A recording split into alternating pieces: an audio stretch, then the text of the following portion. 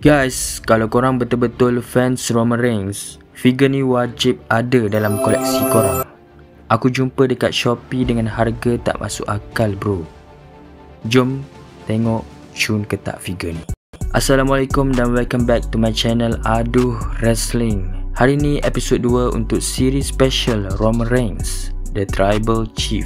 Kalau korang fans dia, korang tahu merchandise dia bukan murah bro. Tapi aku dapat satu figure rare dari Shopee dengan harga RM112.48 je. Siap guna voucher 9 hari bulan 9 lagi. Terima kasih Shopee. So jom kita tengok berbaloi ke tak figure ni. Okay gang, ni momen yang kita tunggu-tunggu, unboxing time.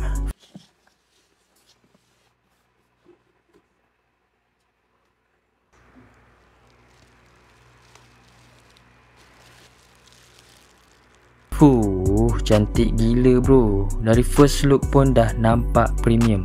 Desain kotak dia memang disusun cantik dari Mattel. Kat depan ada logo Mattel, True FX, Elite Collection, WWE, semua lengkap. Ada juga logo Certified Authentic, maksudnya official license product bro, bukan fake. Nama dia pun besar betul, Roman Reigns, our tribal chief. Sebelum buka kotak, jom kita acknowledge our tribal chief. One to the sky. Haha. Belakang kotak ni lagi padu, siap ada tagline must have superstar. Kat sini ada info from Pensacola, Florida. Berat 265 pound, 120 kilo bro. Aku 67 kilo je. Haha. Tinggi 6 kaki 3 inci, sama tinggi pintu rumahku. Career highlight dia Universal Champion, WWE Champion, Intercontinental Champion. Malah dia pernah menang United States Champion lawan Rusev dan Royal Rumble 2015.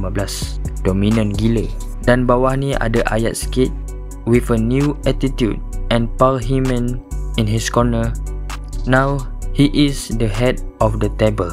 So sebelum kita buka, sekali lagi kita acknowledge our tribal chief Roman Reigns. One to the sky. Okay geng, saat yang ditunggu-tunggu.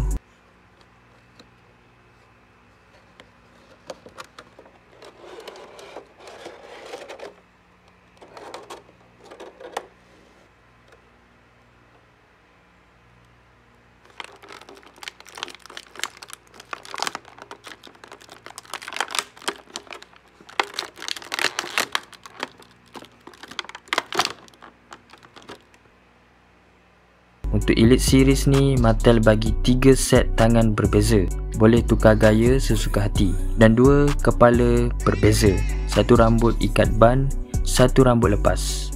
So korang boleh pilih nak gaya promo atau gaya tengah fight. Lagi best ada 2 baju, Wreck Everyone and Leave, dan baju Big Dog, macam baju The Shield tapi ada logo Roman Reigns. 2 era berbeza dalam satu set. Murah gila kan? Kalau korang tengok detail tattoo dia, real gila bro. Nampak macam Roman betul. Glove dia cantik, kasut pun solid. Bagi aku, rating untuk figure ni aku bagi 100/10. Tak tipu dengan harga RM112.48, ni antara figure Roman Reigns paling berbaloi dekat Shopee. Kalau korang dah ada figure ni, komen kat bawah.